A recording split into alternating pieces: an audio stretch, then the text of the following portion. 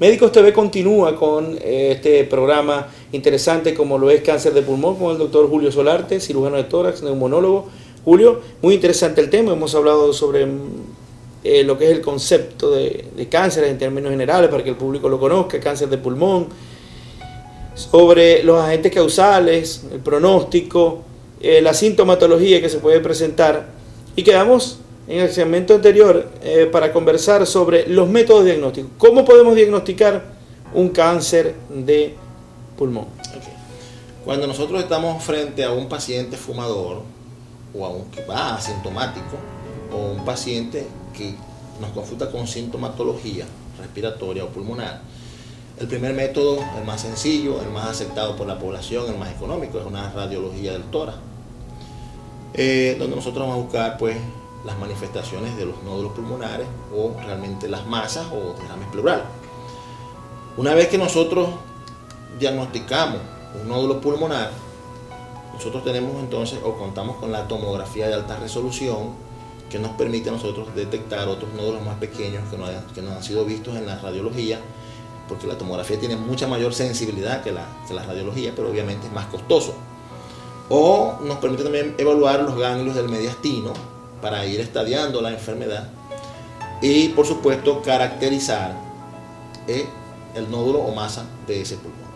Además tenemos también la videobroncoscopia o la fibrobroncoscopia, que nos permite evaluar la vía aérea en su interior, la tráquea y los bronquios, detectar bajo visión directa si hay alguna lesión endobronquial para biopsiar inmediatamente y hacer el diagnóstico ya histológico del cáncer que tiene ese paciente, o nos permite también hacer el estadiaje, dependiendo de lo que nosotros veamos dentro de la vía aérea, pues ir estadiando el cáncer de pulmón. Asimismo, tenemos entonces que hacer biopsia para ponerle el apellido a ese nódulo. Tenemos que demostrar que realmente es cáncer. No todo nódulo pulmonar es cáncer, hay nódulos benignos, hay nódulos malignos, habrán nódulos calcificados por tuberculosis o por otras causas que son benignos, y habrán los nódulos pulmonares malignos para cáncer de pulmón o que sean metastásicos. Entonces nosotros tenemos que... Disculpa que te interrumpa porque esto es muy interesante.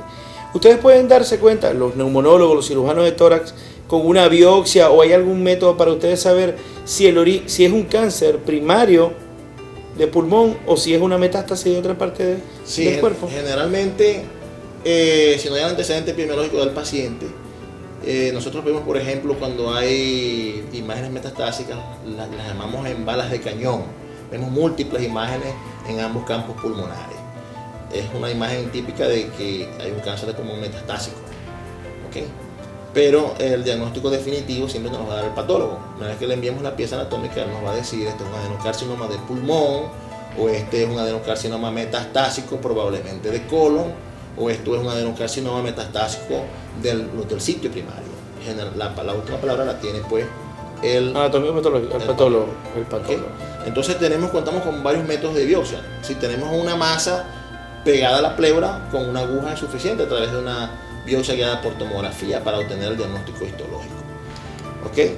O si lo hemos visto ya en una lesión endobronquial por la fibrobroncoscopia o la videobroncoscopia, o también a través del ultrasonido endoscópico, es conocido un ecograma, a través de la broncoscopia, que nos permite también a nosotros localizar los tumores y biopsiarlos a través de ese método de alta tecnología. También tenemos que pasar por la videotoracoscopia, que es un procedimiento mínimamente invasivo bajo anestesia general, para entonces visualizar toda la cavidad pleural y biopsiar en el sitio específico el nódulo pulmonar. Y también tenemos otros métodos que son mucho más costosos, menos utilizados, como es la tomografía con emisión de positrones, y el PET y el CT-PET, que son más costosos y que son para casos más seleccionados en cáncer de pulmón. Pero hay pacientes que el tumor no está periférico, que no está endobronquial, y que a pesar de que hacemos la broncoscopia, hacemos otros métodos, no tenemos el diagnóstico, y tenemos entonces que hacer una cirugía abierta para poder obtener la muestra para que el patólogo nos diga de qué se trata. ¿Qué porcentaje de casos tienen que llegar a ese tipo de diagnóstico? Porque es bastante invasivo. Bueno, mira, Depende también, porque es que hay pacientes que nosotros tenemos que dividimos el cáncer en dos grandes grupos, ¿no? Por ejemplo, el 40%, el 50% son adenocarcinomas, los cánceres de pulmón, es el más frecuente. Y el adenocarcinoma es más frecuente, pero es más periférico. Nos permite hacer más diagnóstico por métodos menos invasivos. Okay. Cuando tenemos un cáncer epidermoide, tiende a ser más central, más hacia la vía aérea, hacia la tráquea, hacia los bronquios.